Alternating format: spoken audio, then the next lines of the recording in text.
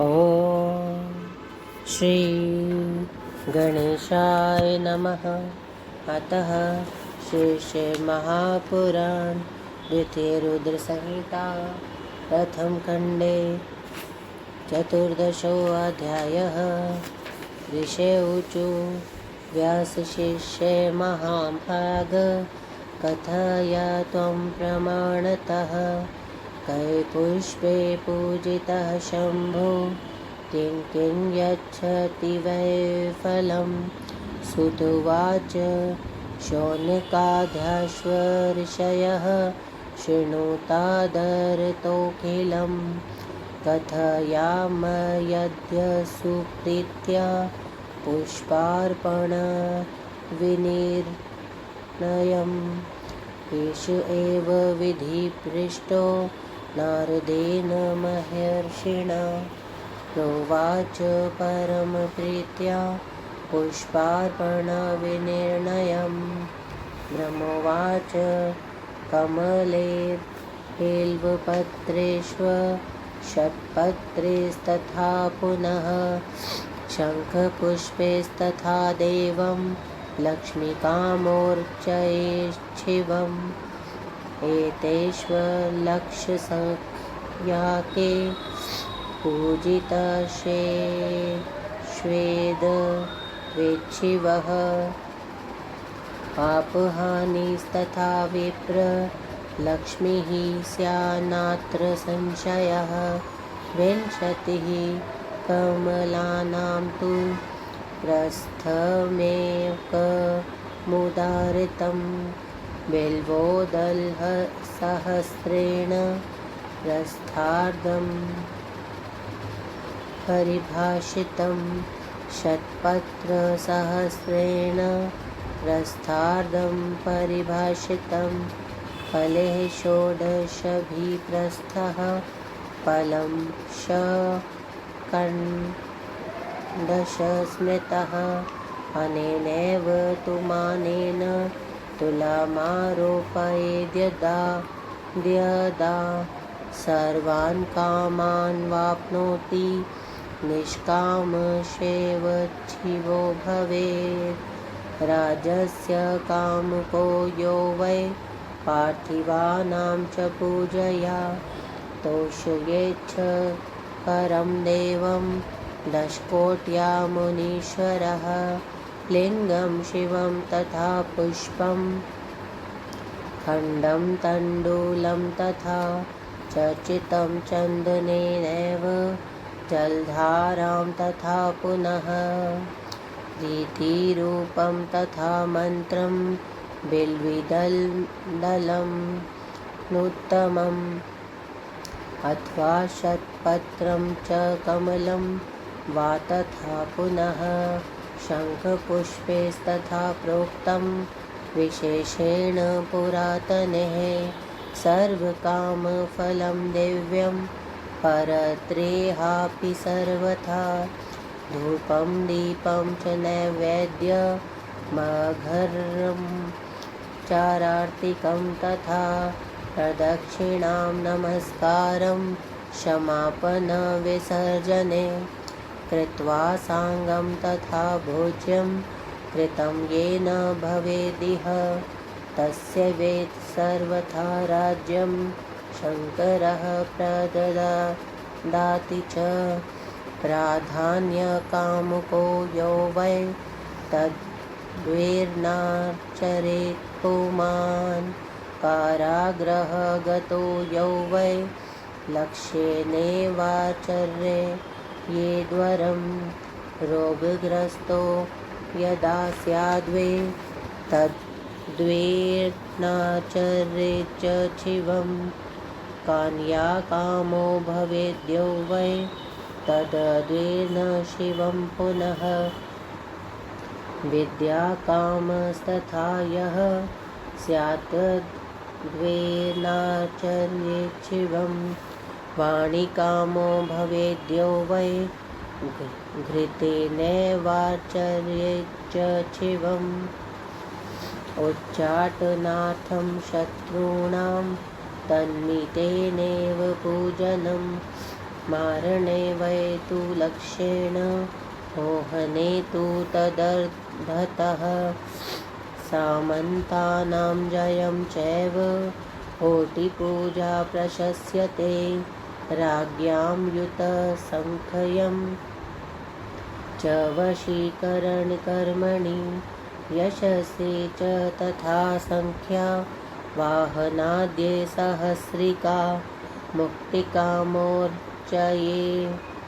च शम्भुं पञ्चकोट्या सुभक्तितः ज्ञानार्थी पूजयेत् कोट्या शङ्करं लोकशङ्करं शिवदर्शनकामो वै तदर्थेन प्रपूजयेत् तथा मृत्युञ्जयो जाप्य कामनाफलरूपतः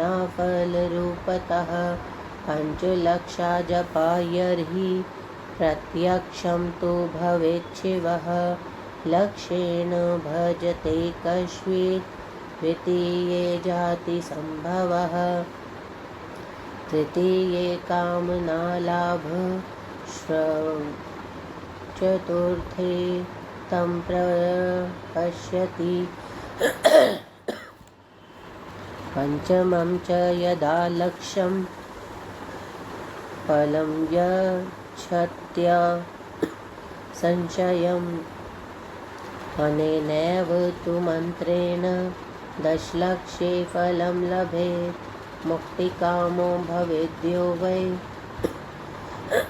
धर्मेष्वपूजनं चरेत् लक्ष्यसख्या तु सर्वत्र ज्ञातव्या ऋषिसत्तमः आयुः कामो भवेद्यो वै दुर्वाभिपूजनं चरेत् पुत्रकामो भवेद्यो वै धतुरकुसुमेश्वरेत् रक्तदण्डश्वधतुरः पूजनेषु भदः स्मृतः अगस्त्य कुसुमेष्वेव पूजकस्य महद्यशः भुक्तिमुक्तिफलं तस्य तुलस्या पूजयेद्यदि अर्घपुष्पे प्रतापश्व पूज्यकहर केस्तथा जपाकुसुमपूजा तु शत्रूणां मृत्युदा स्मृता रोगोच्चाटनकानिह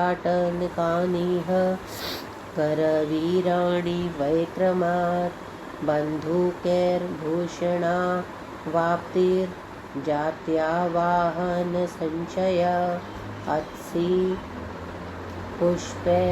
पुष्पकैर्देवं विष्णु वलभतामियात्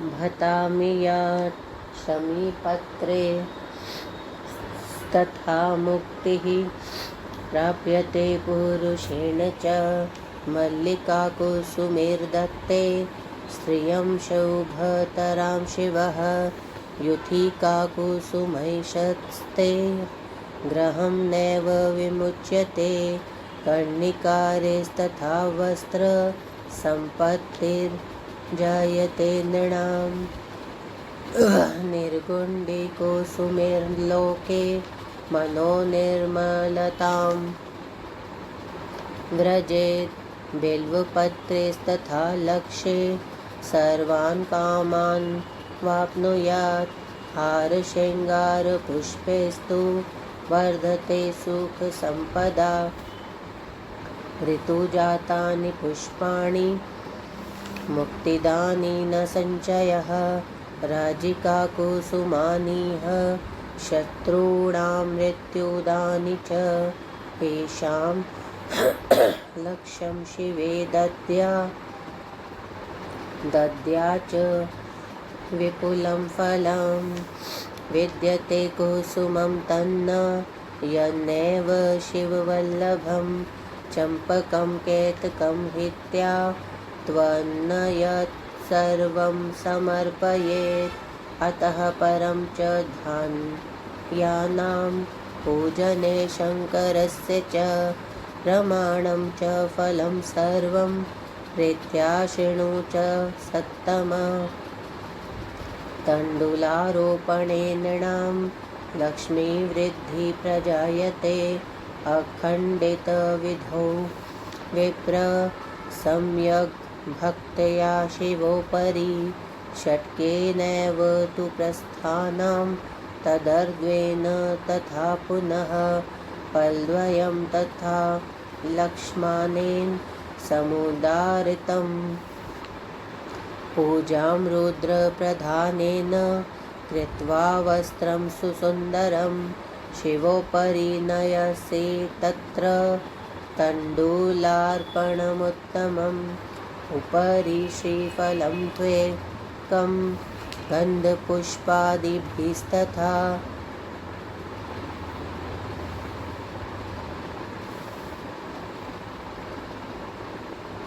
रोपयित्वा च धूपादि कृत्वा पूजाफलं भवेत् प्राजापत्यद्वयं रोप्य माससंख्या च दक्षिणा देया तदुपदेष्ट्रेः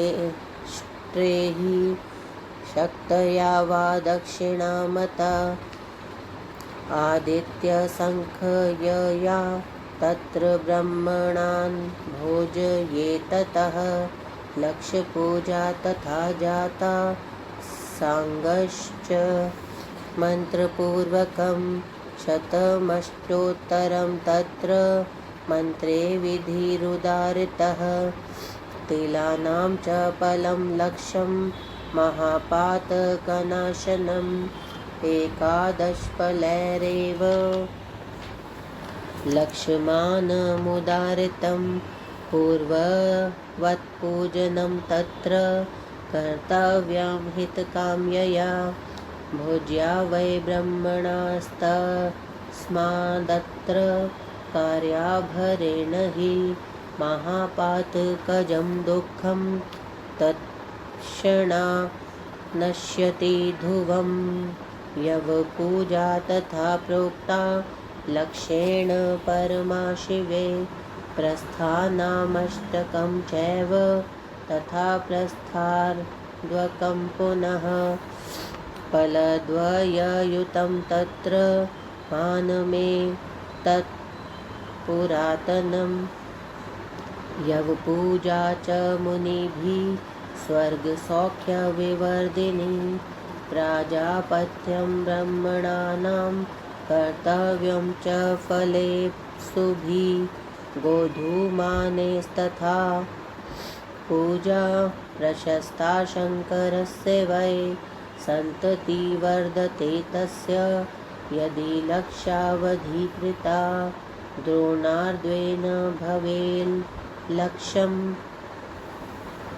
विधानं विधिपूर्वकं मुद्दानां पूजने देवः शिवो यच्छति वै सुखं प्रस्थानां सप्तकेनैव प्रस्थार्देनाथवा पुनः फलद्वययुतेनैव लक्ष्यमुक्तं पुरातनेः ब्रह्मणाश्व तथा भोज्या रुद्रसख्या प्रमाणतः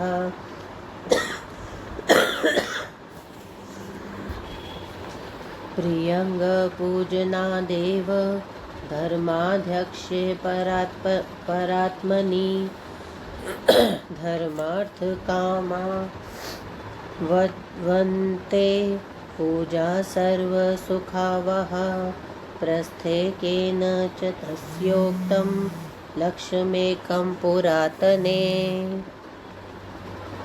ब्रह्मभोजं तथा प्रोक्त मर्कसख्या प्रमाणतः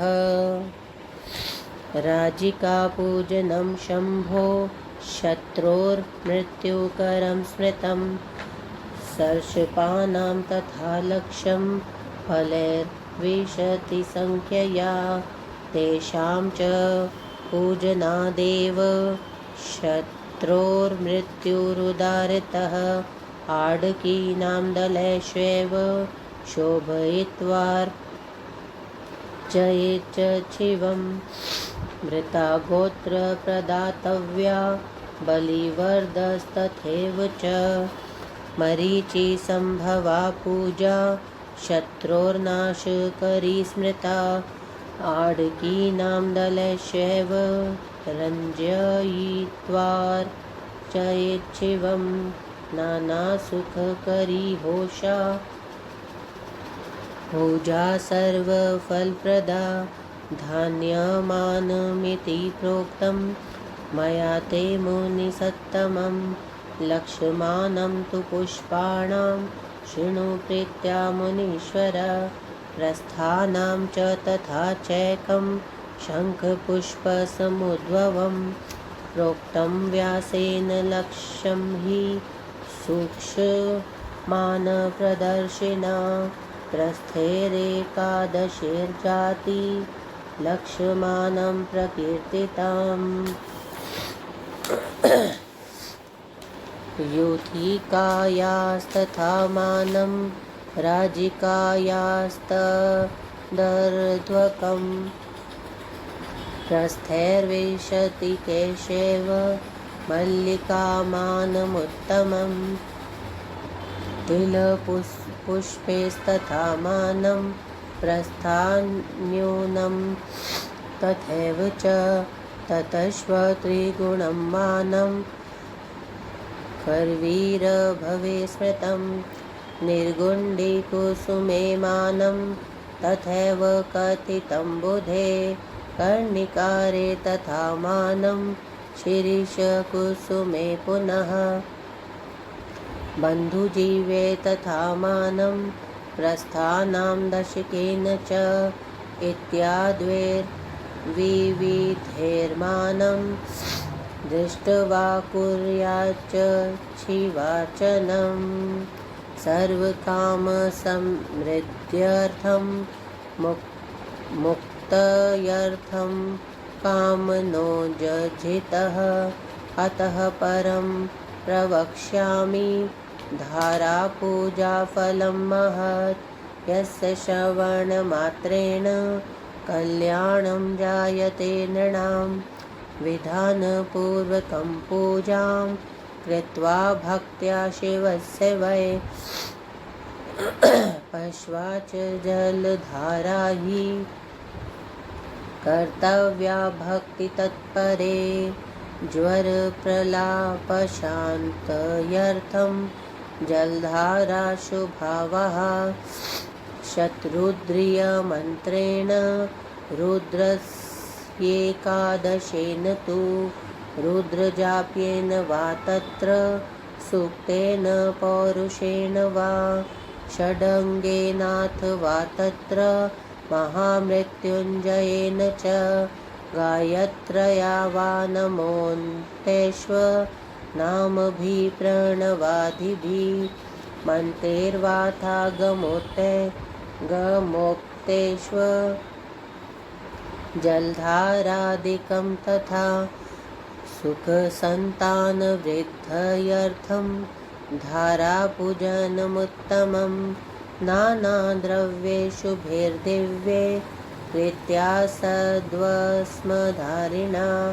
घृतधारा शिवे कार्या यावान्मन्त्रसहस्रकं तदा वंशस्य विस्तारो जायते नात्र संशयः एवं मदुक्तमन्त्रेण कार्यं वै शिवपूजनं ब्रह्मभोज्यं तथा प्रोक्तं प्राजापत्यं मुनीश्वरे केवलं दुग्धधारा च तदा कार्या विशेषतः शर्करा मिश्रिता तत्र यदा बुद्धिजडो भवेत् तस्य संजायते जीव सदर्शी बुद्धिरुत्तमा यावन्मन्त्रायुतं न स्यात् वद्वारा प्रपूजनं यदा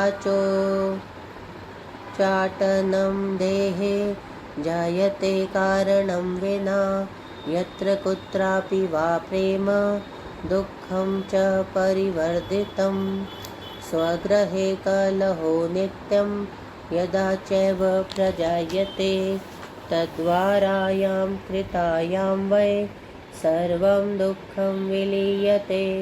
शत्रूणां तापनार्थं वै तैलधारा शिवोपरि कर्तव्या सुप्रयत्नेन कार्यसिद्धि ध्रुवं भवेत्। वासितेनैव तैलेन भोगवृद्धि प्रजायते।